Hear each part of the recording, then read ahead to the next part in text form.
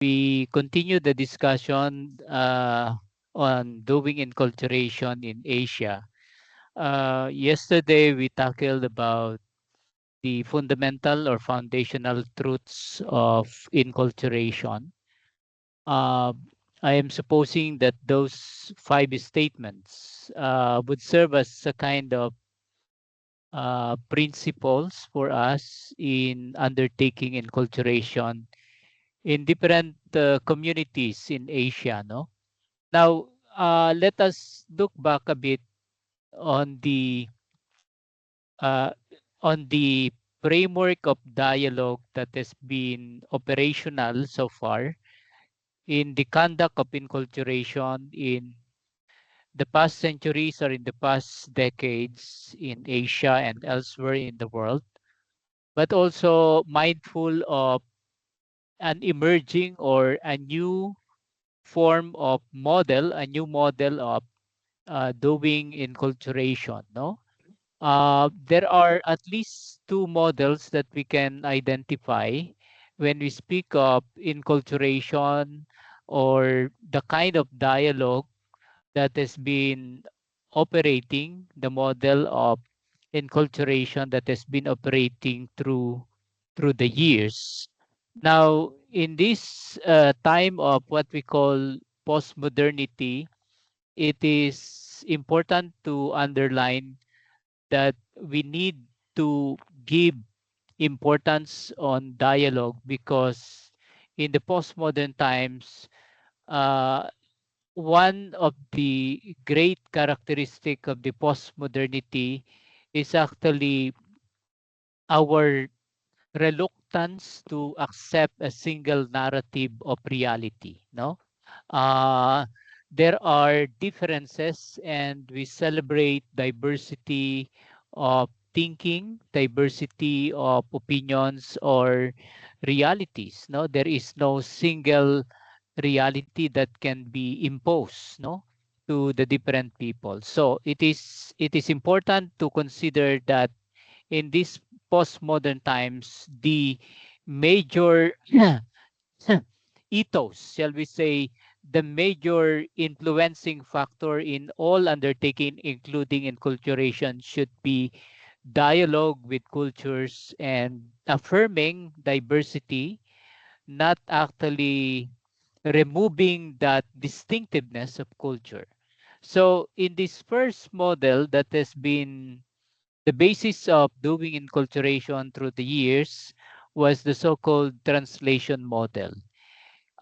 In one way or the other, this is the model that we have been using or the early missionaries have been using when they spread out all over Asia to, shall we say, evangelize the different cultures in Asia or to bring the message of Christ to the different cultures and societies in Asia.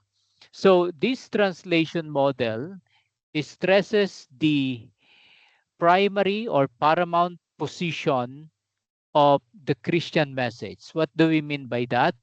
It is assuming or it has a conviction that the Christian message or the gospel of Christ is primary above everything. No, it is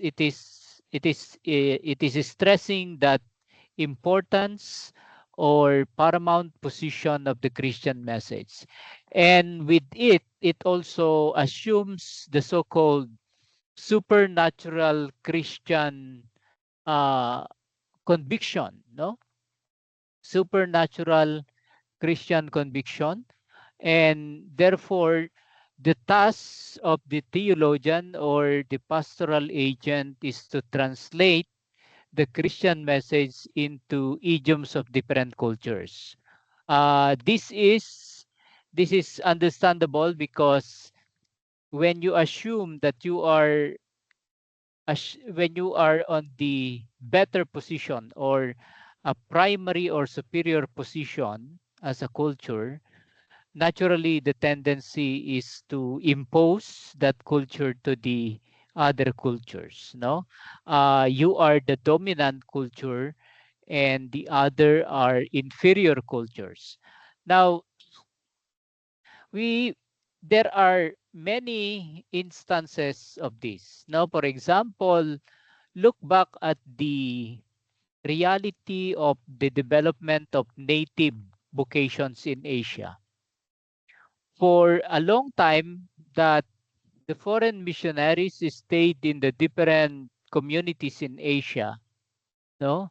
For a long time that they have stayed. For example, I know a congregation of Irish sisters who came here in the Philippines in the 1960s, no?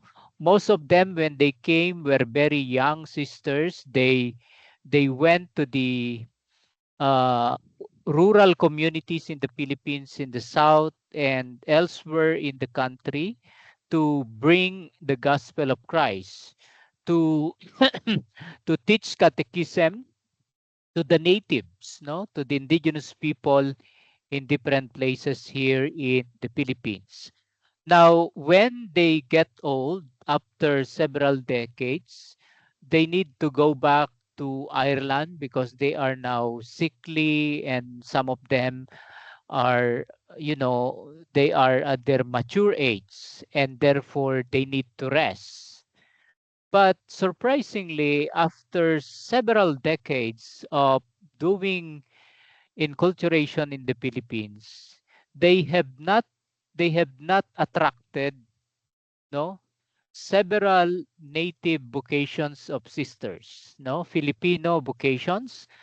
As of the moment, I can count in my fingers three of them, no, three of them. But the two are senior citizens already, no, mature age. There is the third member of the society is about maybe maybe a me 50, more than 50 years old. That's the youngest after several decades of formation of doing the work in the Philippines. So you will see that even in the time of the Spanish in the Philippines, there was a great debate among the Spanish missionaries when they tackled the promotion of developing indigenous clergy, no, in the Philippines. The early Spanish missionaries were actually insistent on what they call limpieza de sangre, no? Those who are qualified to be ordained as priests during the Spanish time in the Philippines were the ones that have pure blood as Spaniards. And so the so-called Indio, or the natives, were not accepted, no, to the convent or to the formation, and thereby that delayed actually the formation of the native clergy in the Philippines. Okay, you can figure out. I am not so aware of what have been happening in different places in Asia, but I suppose there are stories that may be similar to what I am telling now. No, so actually that kind of handling the recruitment of the native clergy is affected by this idea of translation model of enculturation, no. uh, for example, after some time in the early 80s and 90s in the Philippines, when the foreign missionaries, when they begin to trust several candidates to be ordained as priests, they see to it, they see to it that the manner of thinking, the manner of behaving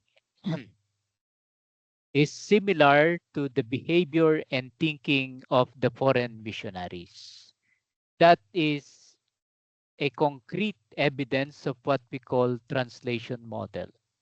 Another form where translation model is operational is that when after Vatican II, we have been granted that the liturgy for the Eucharist and other sacraments can now be translated from Latin to English, from English to vernacular languages.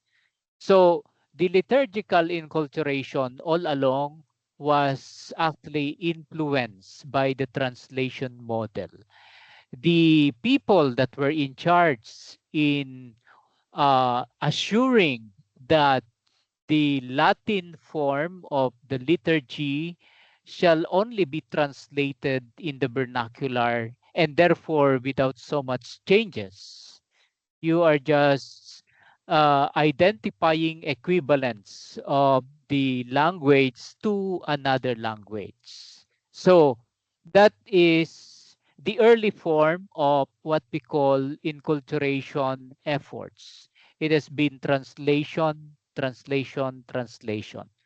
Another is the Bible or the sacred scripture after it has been translated from Greek to Latin, from Latin to English to vernaculars, no?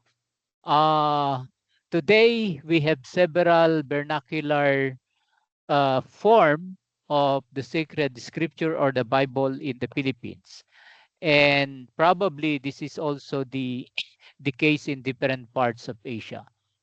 I'm just checking if you can hear me and you are there, no? Okay, are you there? You are there. Yes, sir. Yes, you Yes, are there. yes. Okay, Yes, we so are here very the well. so Thank you. the translation. Okay, thank you so much. So this translation model resulted to number one, superficial dialogue.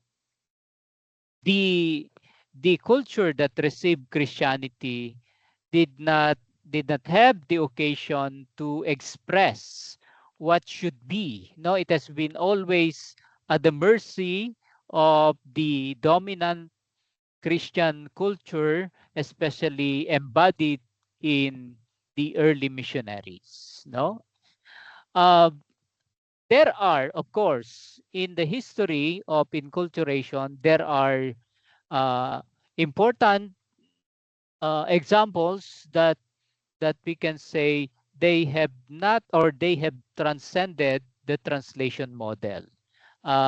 You may notice, for example, several efforts in China and even perhaps in Mexico and even in Sri Lanka, I suppose. In the Philippines, we have witnessed foreign missionaries who were actually not following the translation model, but instead, later, the second model, which we will be discussing, was the model that they have implemented in their enculturation effort. So sometimes the translation model resulted to no dialogue at all. You may notice that in several communities, Christian communities, they were just receiving orders, liturgical orders, or for example, instructions on how to implement the liturgy and so on and so forth. Pastoral statement coming from their bishops or from the Vatican that they need to implement. So something like that. This is actually something that did not contribute well to the growth of Christianity in the different communities. Sometimes this translation model would also result into what we call dialogue with precondition. Dialogue with precondition happens also in the Philippines. We have attempted in the Philippine church to formulate what we call Misa ng Sambayan ng Pilipino. Misa ng Sambayan ng Pilipino is a liturgy that is actually that is enculturated liturgy in the Philippines. And we have submitted that to the Vatican for approval. But after some scrutiny, Vatican actually suspended the wide implementation of this liturgy in the Philippines. And then there were series of dialogue between the Vatican and the uh, the church, official members of the liturgical committee in the Philippines. So this is an example of dialogue with precondition. And luckily, after several dialogue, they allowed the implementation of this liturgy with some restrictions. No, it cannot be, it cannot be made official, and it cannot be a liturgical practice that should be ordinary. So that's the precondition. And so in the Philippines, if you come and witness the misa ng sambayanang Pilipino, it's the enculturated liturgy of the Eucharist here. You will notice that it is only utilized when there are big occasions or special occasions in the church. During Sundays and ordinary days, you cannot have the Misa ng Sambayanan Pilipino or the inculturated liturgy of the Eucharist. Now, we move to the second model, which is actually the model that should be implemented at this time of postmodernity. The name of this model is anthropological model. The anthropological model of enculturation is actually a dialogue that aims to discover, no, to discover the seeds of the word in the different cultures. Okay, so that's the aim of the dialogue. Okay, sorry. So you notice last time I mentioned that the idea of enculturation is uh, discovering. It is an act.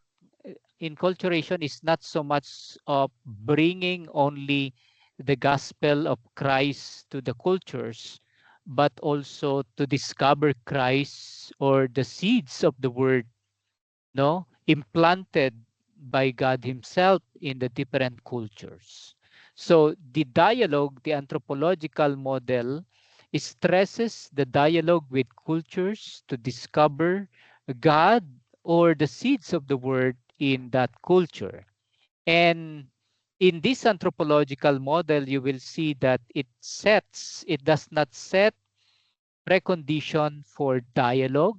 We are dialoguing as equals, and therefore, if it does not set precondition for dialogue, you enter to the community, to the culture, without certain preconditions that you set. No, uh, it should not be. There should not. There should be no preconditions that you impose on a culture when you dialogue. So it assumes that there has to be a recognition of equality, no, a primacy of respect on the part of the dialoguing partners. Other theologians would propose what they call dialogue through correlation.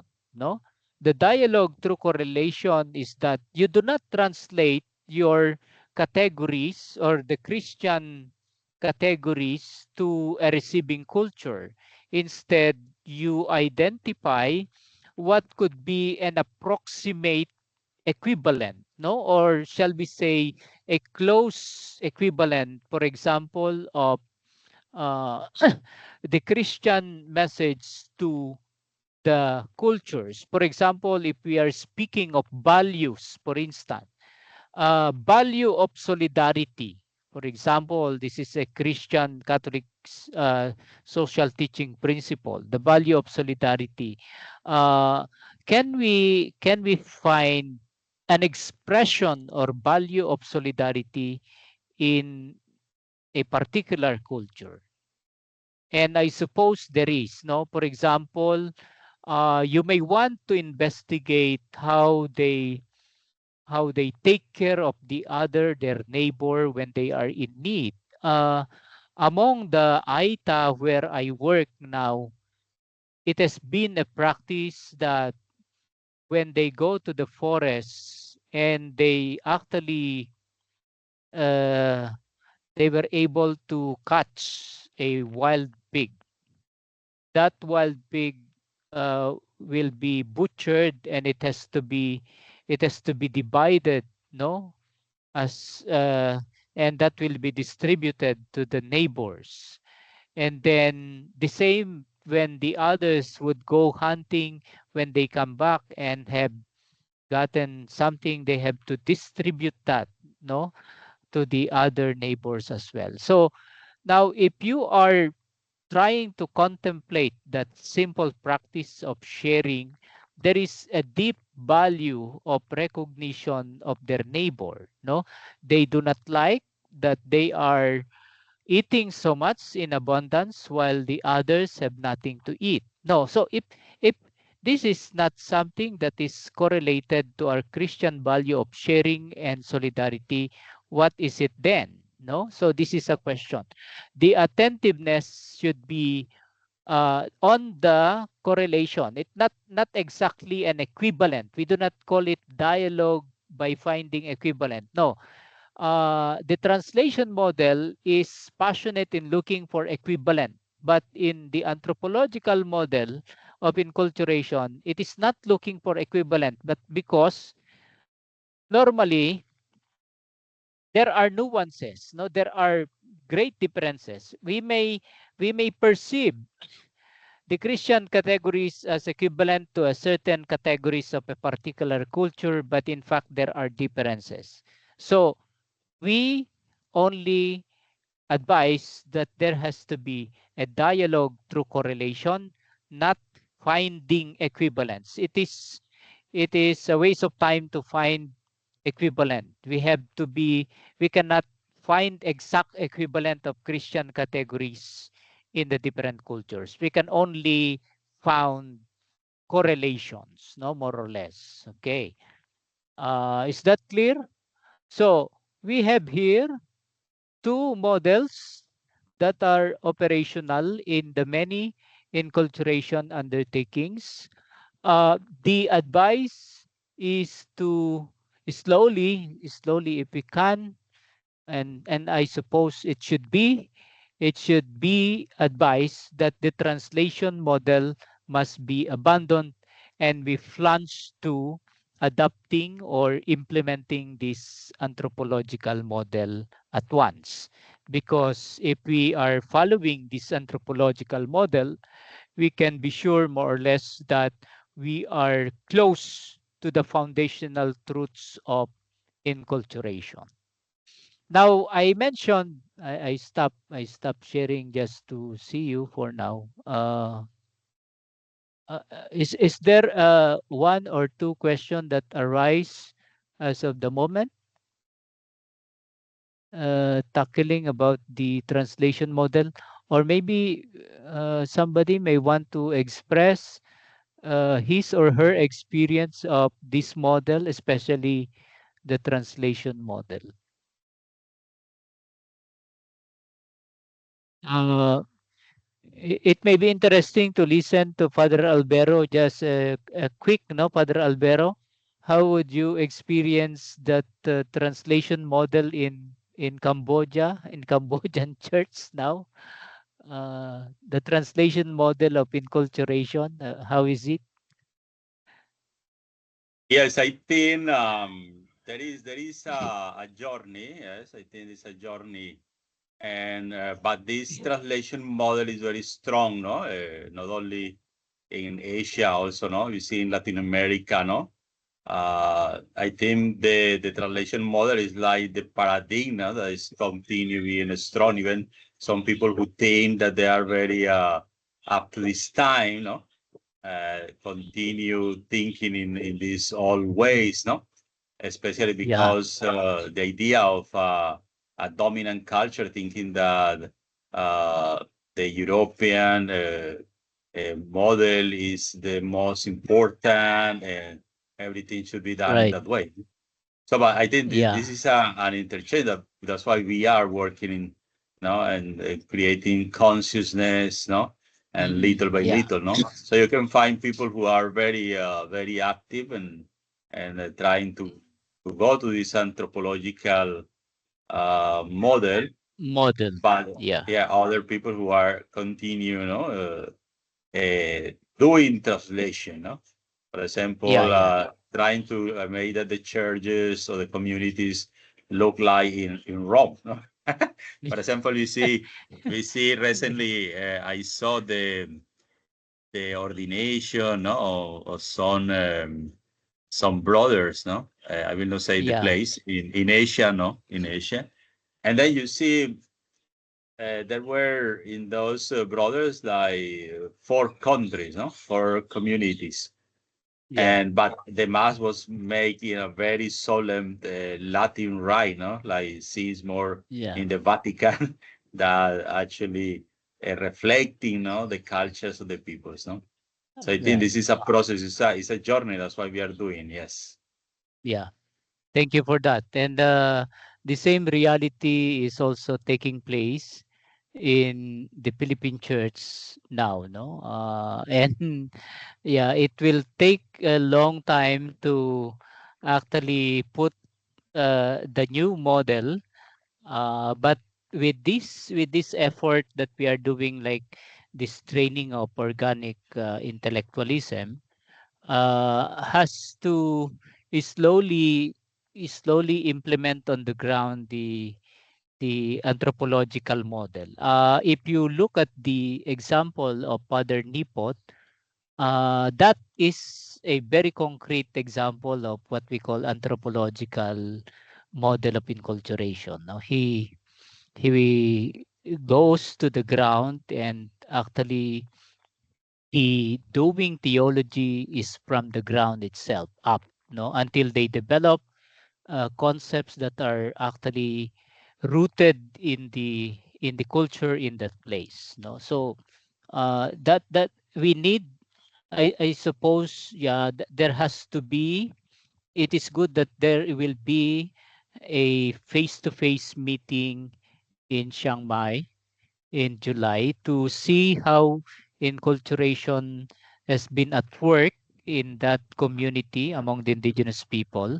Father Nipot's experience is a very good case of what we call anthropological model, but perhaps there may be translation model at the beginning, but they may have transitioned to the anthropological model after some time. That's why you can see the categories, the language that has been used, the images, the stories are actually stories of the people from those places. So that is a very important and very exemplary way of doing enculturation in my view, no. uh, and by doing that the effect is very empowering and transformative, because when people could see their language being used at the larger society, their symbols are embodied in the liturgy and in the church, for example, it is actually generating a kind of empowerment on the people, and they can say that really this is our church, this is our faith embodied in our cultures.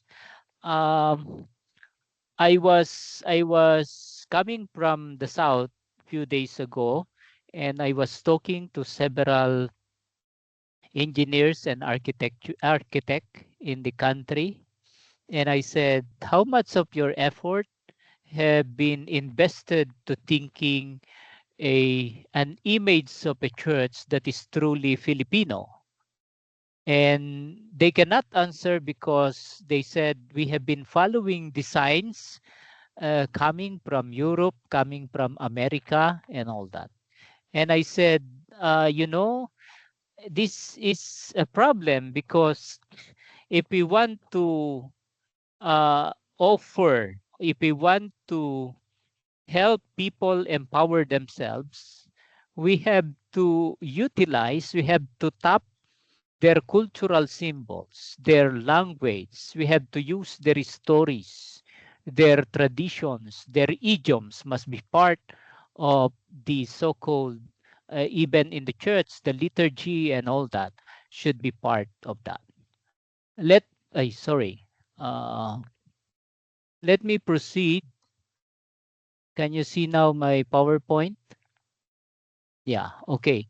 Let me proceed Yes, yes. to the next level. So having in mind the two dominant models of enculturation, let's just go back a bit to the idea of culture and religion. No, um, we have to have a basic information on the relationship of culture and religion so as to appreciate better what is enculturation. You will see that when we speak of enculturation, as I said yesterday at the beginning, it is attentiveness primarily to culture. And we have to understand what culture is, also how it is related to religion and religion to the culture as well. Now, in Asia, you will see just as in different world, culture primarily is a social phenomenon. Meaning to say, when we say culture as a social phenomenon, the culture of a particular society is created and learned by the individuals that are members of that society. In that regard, you cannot actually say that a society has no culture. Every society, the presumption is that it has a distinct or particular culture in itself. No, so culture and society goes together. The society refers to the people embodying a particular culture that they develop and learn by themselves. So the symbols of a cultural system are actually creation or products of a society. You can see along this idea of culture as a social phenomenon, there is a very important sociologist of religion that we need to study later as you continue your study as organic intellectuals. Uh, you may have encountered in your early years of education the name Peter Berger, no?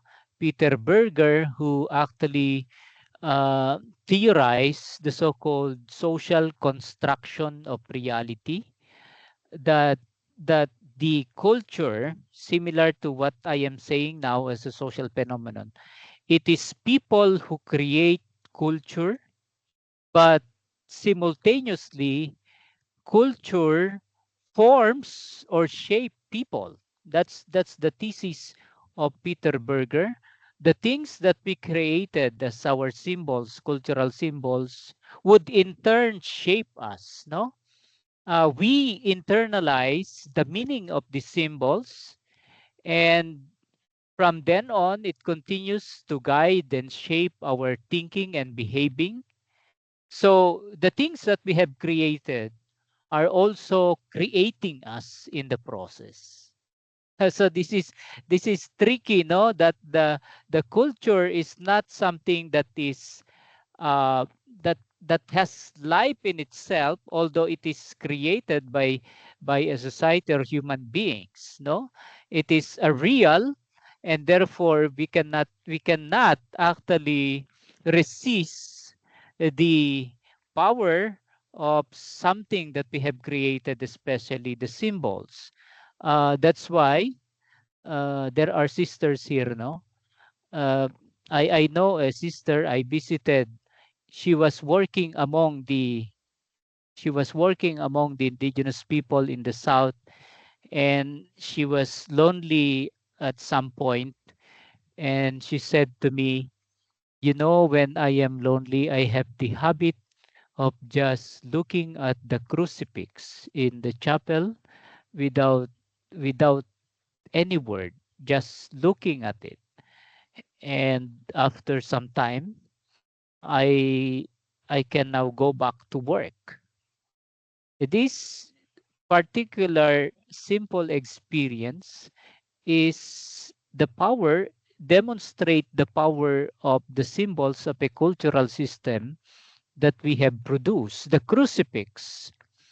No, the crucifix is a creation of the human being, but in turn it has the power to create the behavior, no, the way of thinking of the human being. So this is actually very important to remember. As organic intellectuals, I would say that there has to be attentiveness of the organic intellectual on the symbols of a cultural system being produced by that society, and what are the effects of those symbols to the people in that society.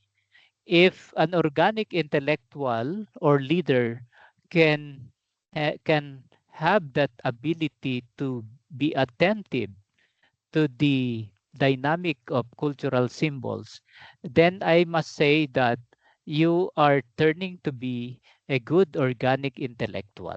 No? So now cultures have levels.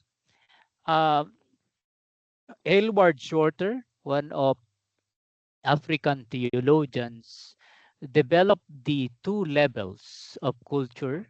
One is the so-called phenomenological level. When we speak of phenomenological level, this is the level of the practical and the material. So the practical would mean the things that the people are used to doing. As organic intellectuals, I would also say that there has to be a consciousness or awareness of us being organic intellectuals to what the community have been doing on or are doing in a day-to-day basis. In other words, the organic intellectual must be immersed to the day-to-day realities of the people on the street, on the homes. They know what are they doing, what are they preoccupied, what are the materials that they are using, where are they coming from, no? So these are also part of the awareness of the organic intellectual. But along with that practical and material level is also a dimension of what we call symbolical, no? On the phenomenological level, there is a dimension which is symbolic. And the symbolic normally goes together or accompany the practical and the material. People are doing a certain practice because it is based on a particular idea that govern that practice. These are the materials that they are doing. They choose this because they believe that these materials are the best. So the practical and the symbolic normally are intertwined, no? There are no practical and material level of culture that are not connected to the symbolic or to the ideational. They call it ideational aspect of culture. So again, if I may go back to the practice of organic intellectual, I would say that the organic intellectual must also be attentive to the symbolic level, identifying the ideas that influence or that govern the practical and the material level of culture.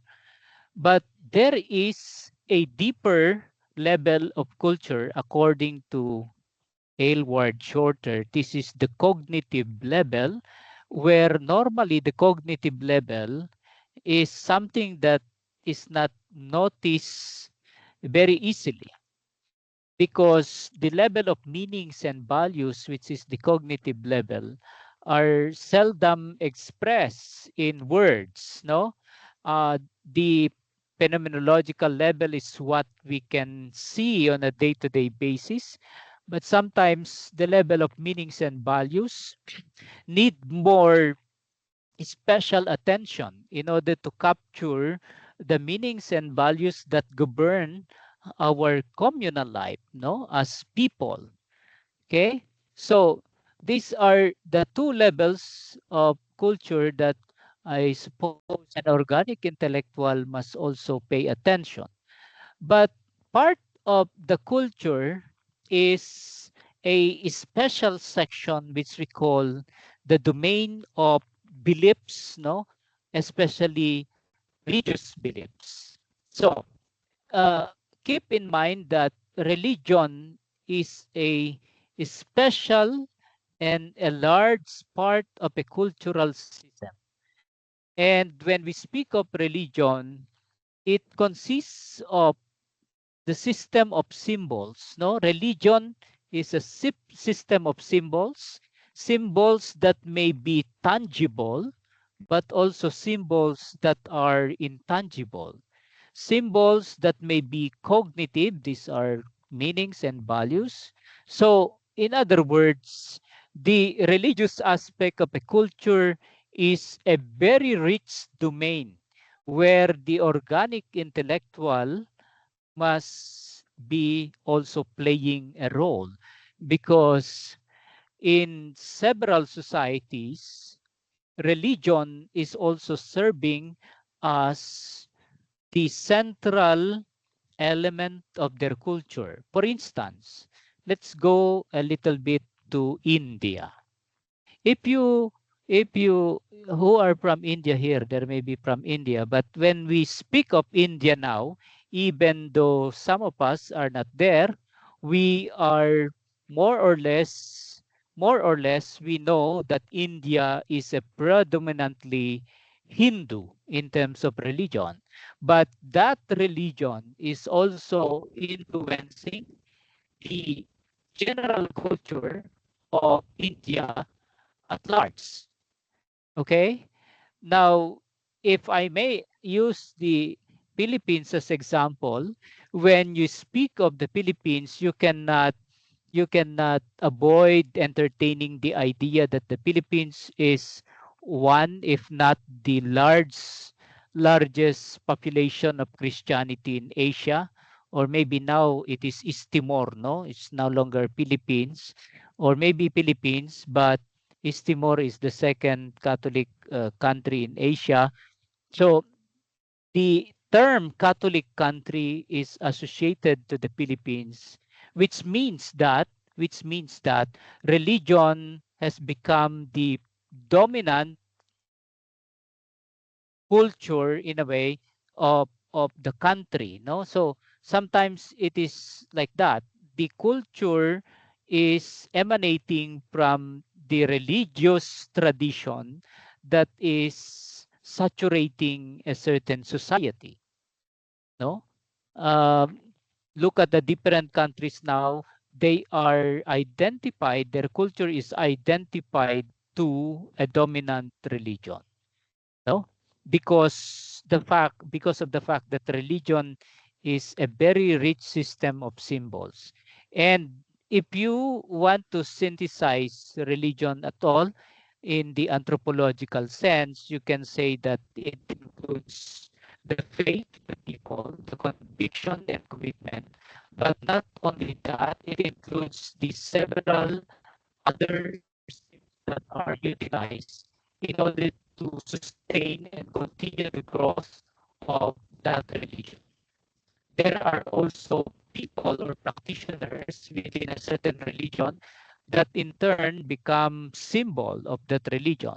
For example, in the Dalai Lama of Tibet, for example, he is not only a person, but he becomes a symbol of Tibet. So uh, you will see that in religion there are many symbols that we need to pay attention to.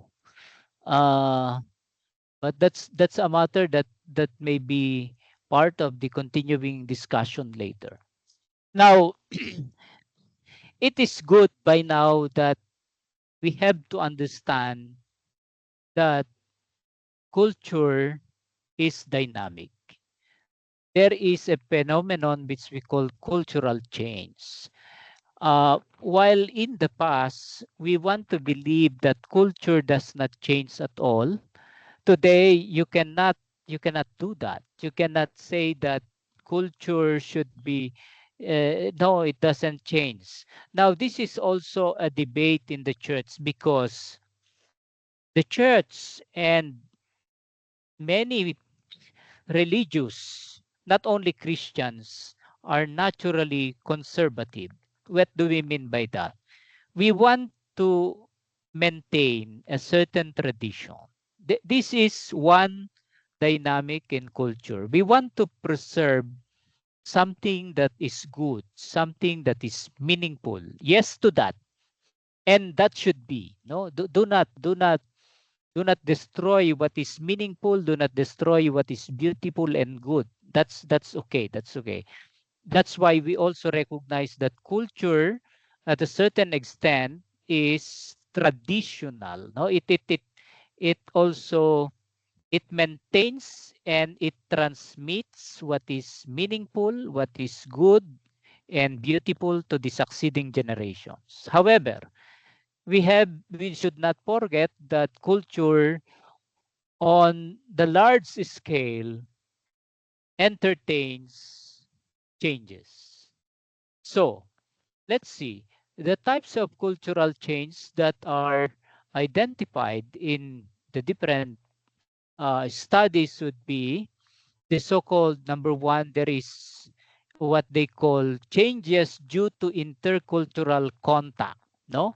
So for example, when there is a contact or meeting of two cultures, for example, later when you see each other in Chiang Mai and you came from different society or culture and you may witness the different cultural uh, practices and symbols that you embody, there may be changes that you may want to start when you come home in your country, no, because the intercultural contact stimulates or causes structural change in culture. What is structural change in culture? Structural change in culture is the change of thinking, no, the change of doing, no, the change of behavior. These are structural change. Sometimes it is also a change in terms of ideas, no, these are all structural change. The outcomes of this structural change, which is it's not actually very easy and very quick. The structural change may take a long process, no. So however, the outcomes may either be one of these three, no, discovery of interdependence. For example, you may notice that, oh, it is good to continue the program of TOT because there are many things that I do not know and I am learning in this network of people that are into supporting the continuing learning of people on the different areas of Asia. You may want to you may discover or realize that along the process. So there is a discovery of interdependence. Discovery of agreement could also be. We were talking a while ago about dialogue of correlation. No, uh, there are things that we may find agreeable on the different ideas that we have, even though we come from different places. There may be certain perspectives that are similar, no, to one or two cultures together. So we can only discover that when we begin to have contact with one another, just like this learning process that we had.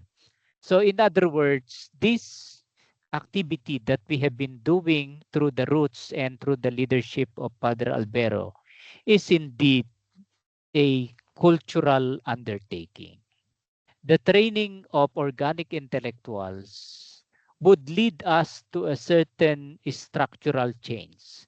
It may be in the form of change of behavior, a change of thinking, a change of perspective or beliefs. No? So the third outcome of the structural change could be the so-called dialectical interchange. The dialectical interchange may happen like You may continue the dialogue among yourselves here.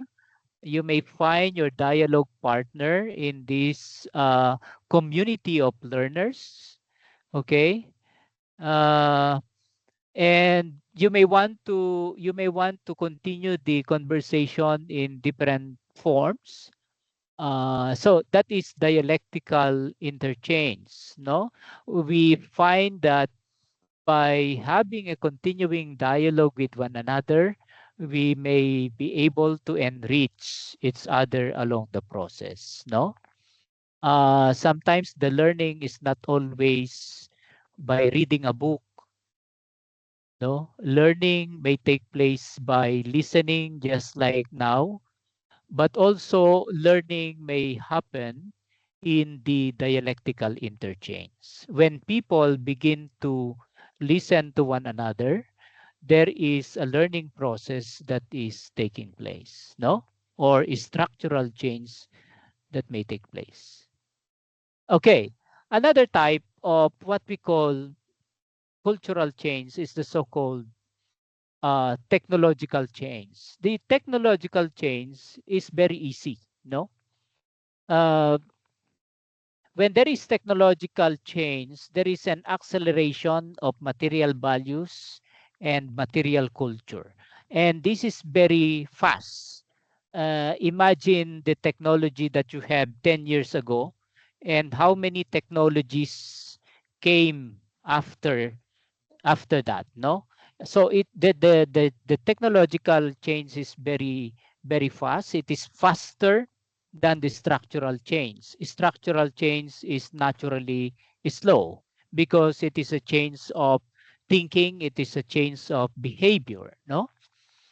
But also in the when technological change through the modernization process is so fast, it may undermine the religious values. And when religious values are undermined, this is now the beginning of what we call secularization. The society is now like turning to be a society that has no religious values at all. And we have seen societies like that. Okay. Now, question in Asia, it may take a longer time, I suppose, in Asia, although there are pockets of societies in Asia that are turning as a secular cities. But majority of Asian communities, I can say it, that there is a strong religious values that maintain the cohesiveness of societies. Religious values are naturally vibrant in many communities of Asia. And that is something that we need to celebrate as Asians as well. No? Now, how about the so-called cultural change? When we speak of cultural change, which is also a structural change, by the way, we can say that Christianity should have been an agent of structural change or cultural change. In the enculturation process, there is the assumption that the church is playing a role as an agent of structural or cultural change. Christianity or the religion or the gospel of Christ must have been part of the culture of a society where we find ourselves. And if that happens, then we can say that the church is successful in becoming an agent of structural or cultural change. However, we have to take note that we cannot force people to change. We cannot force people to adopt Christianity as part of their culture. People must always respond in freedom to the evangelization process. And that is the true meaning of enculturation as well. When you offer the gospel message and allow the people to accept it in freedom without imposition. So, at the end, we can say that the church must stand as an ally of culture in resisting perverse modernization. The perverse modernization is a modernization process that is actually destructive, no? Destructive of the religious values as well as the symbols that we have been valuing through the years. Now, it is perverse because you cannot just do that, no?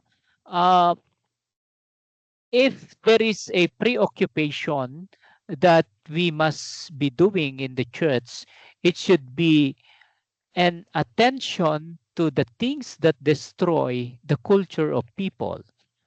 For example, the modernization process that is making things similar from one place to the other. You may have the occasion to tour around the cities of Asia, no? May I just stop a bit to demonstrate a certain um, example here. You may have the occasion already to tour around Asia or maybe several parts of Asia, and you may notice that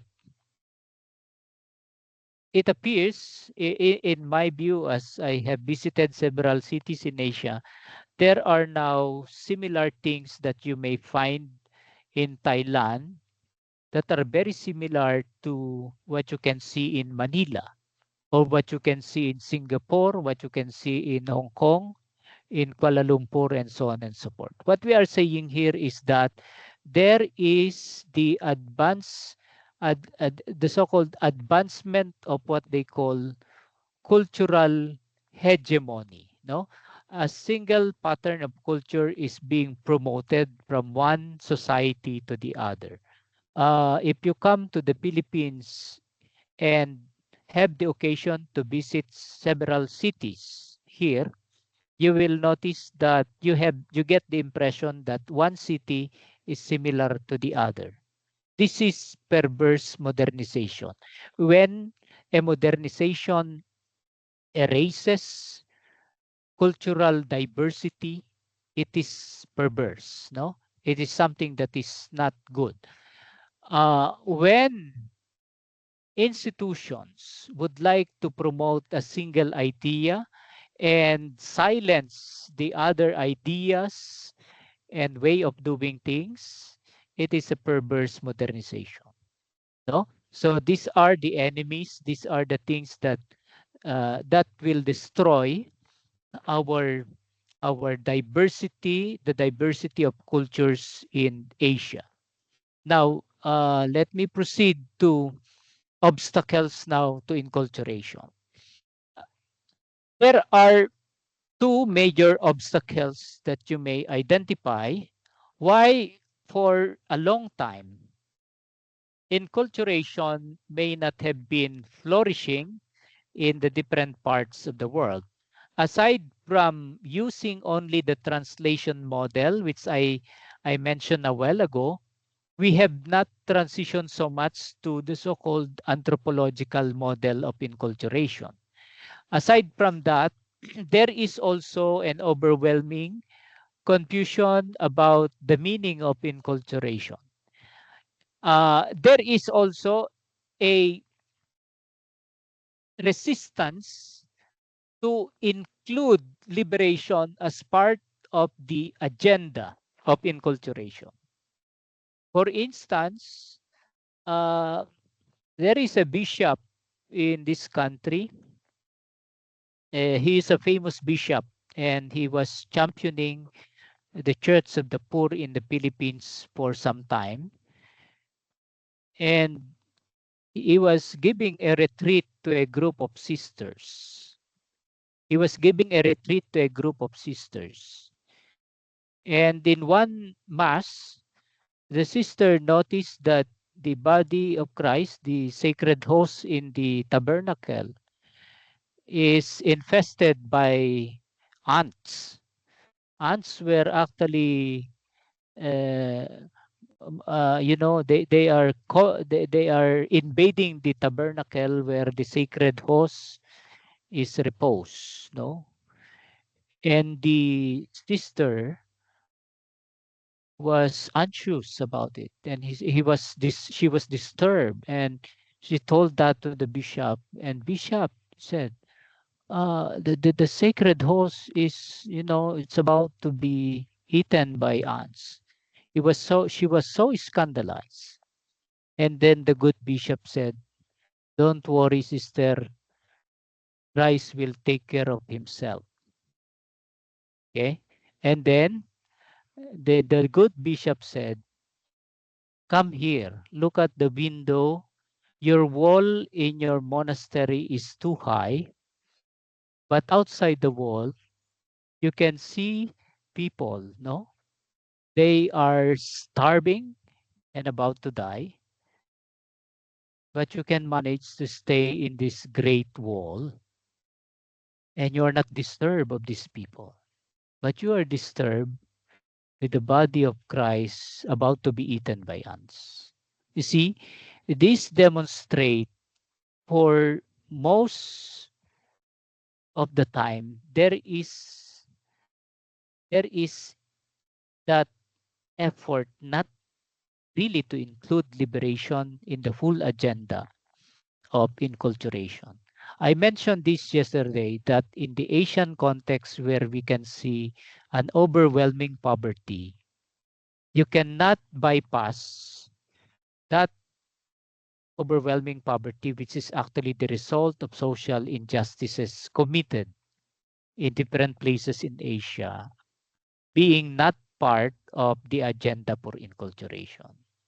So, if you want to pursue liberation as part of inculturation, the question is, what what does the church, okay, what does the church have been doing in terms of liberation? How the church, for example, how the church uh, utilize cultural symbols to to arrest injustices, for example. There must be meanings, there must be values that we have been espousing and implementing in our circles, in our communities, in order to promote liberation among our people. No? So this is one problem. The resistance to include liberation in the full agenda of inculturation. The second point here is inculturation is beyond interculturality. Uh, Interculturality basically is about the contact or meeting of cultures, which we love to do. There is even a phenomenon which we call religious tourism. Many religious today from my country, it has been part of their annual. I have no maybe I have to criticize a bit that many of our religious communities here would make an annual expedition to the different countries in Asia, and when they come home from that 1 or 2 weeks of expedition or religious tourism, they are so energized and they are so happy, telling that we have seen this, we have seen that. It is very good and it is good. So maybe others can go there also next year. This is a very superficial uh, undertaking. Money is wasted, time is wasted.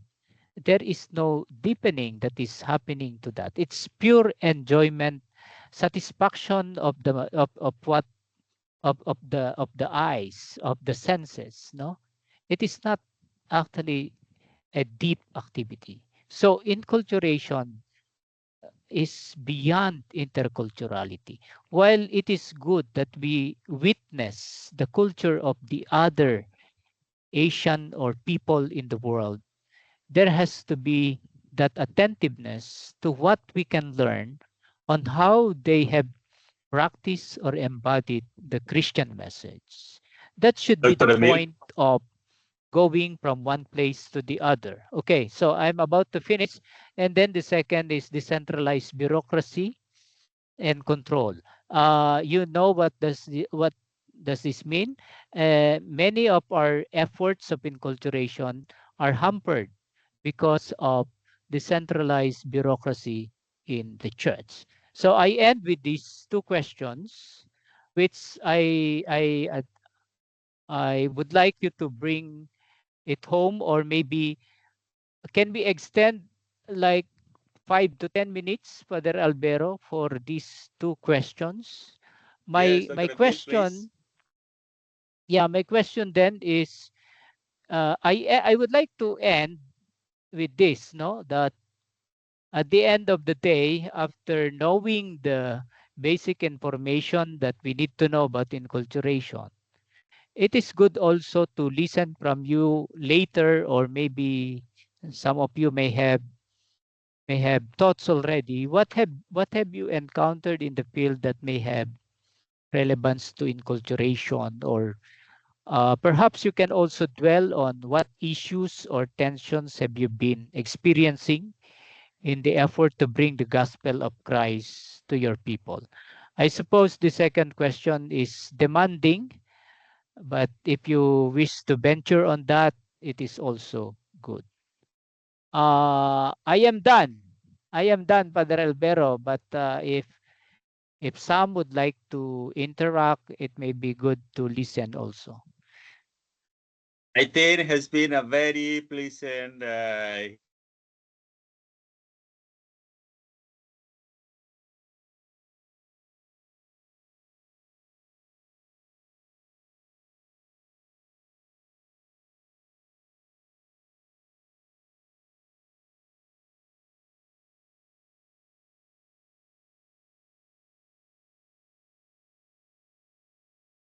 Uh,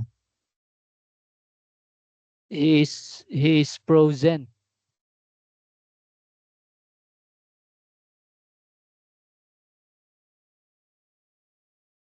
Father Albero is frozen.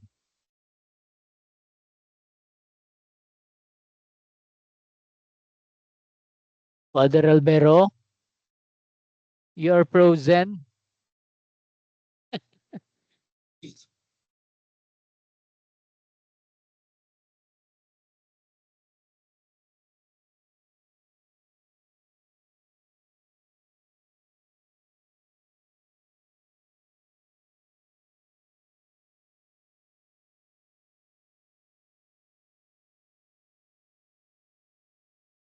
Okay, we are back. Or Father Albero is nowhere.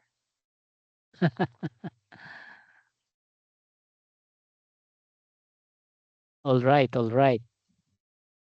Maybe have problem for the internet, Father. Okay, okay. Okay, wait. Continue.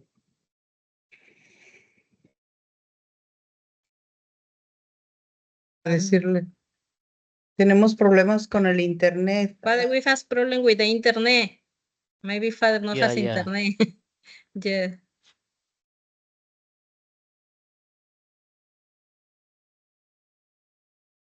No internet.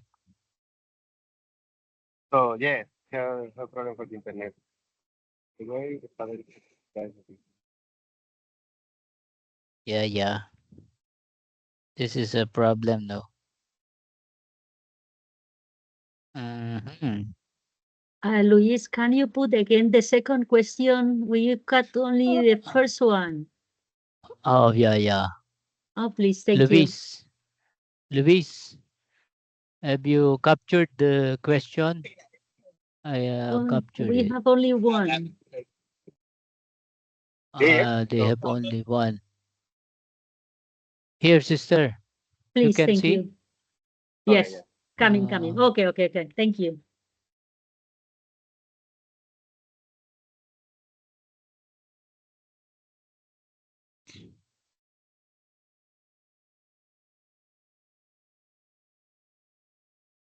Will you be all in Chiang Mai in July? Maybe know who will be there.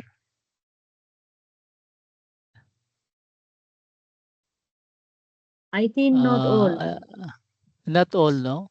No, I think not Yeah. all, but some of them are participating only in the how say seminars, but will Yeah. not. Yeah. Sister Dory, are you going there? Yes, Father, I will be there. Oh, good. You will be I there. am here in I- Cambodia. Actually, I'm Colombian. I am Colombian, but I am working here in Cambodia In for Cambodia. 25 years, and this year I am working with the indigenous for the first time. So Oh my after, God. yeah, after almost 30 years, the sisters arrived here. This year we started one community among the Hunan people in Mondulkiri. Oh, wonderful. Yeah. Yeah.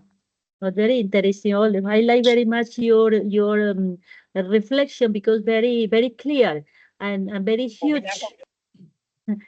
Is there already, Father? Yes, I Very. was disconnected. Sorry. Yeah, Okay, yeah. Father. Okay, Father. Okay.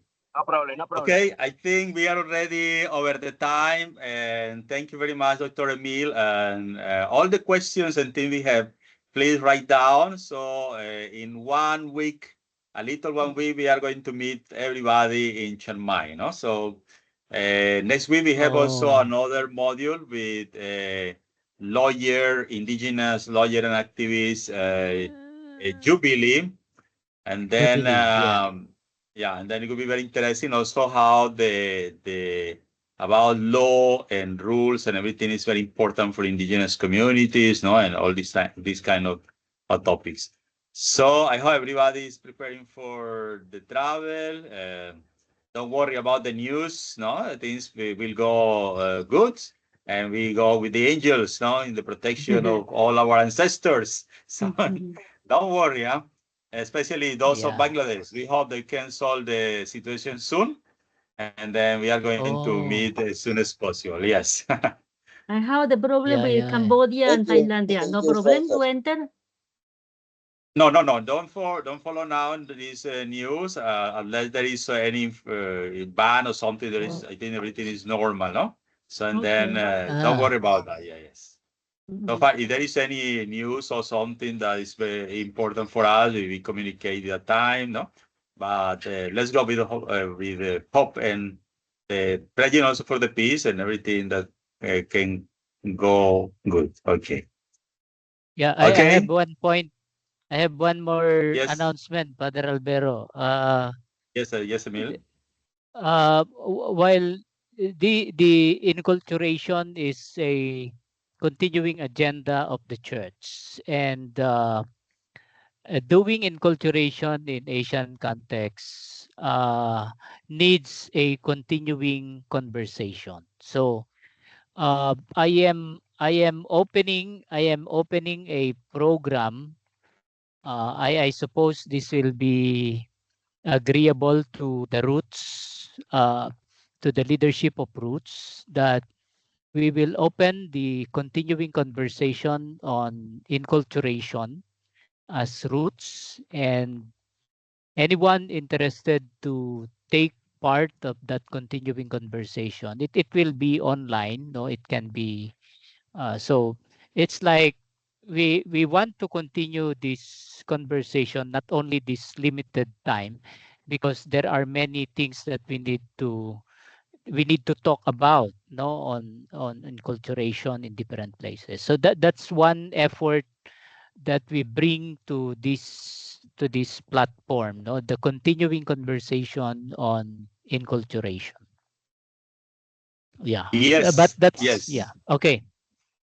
Yeah, definitely. The TOT is about a permanent process of the formation for everybody. It is not just a program and we finish, everybody go back. No, we continue in this dialogue, conversation, no, and also it is inspired. Now what we are doing is inspiring the synodal church. So it's a dialogue with everybody, no, even with other religions and churches, etc. No, so we are in a course after the Chermay, we are continue to offering these modules, inviting people who can continue with this dialogue, no. So of course, all this material is very important, so we can continue studying, no. It is a process and a dialogue, no. And then thank you very much, Dr. Emil, for that.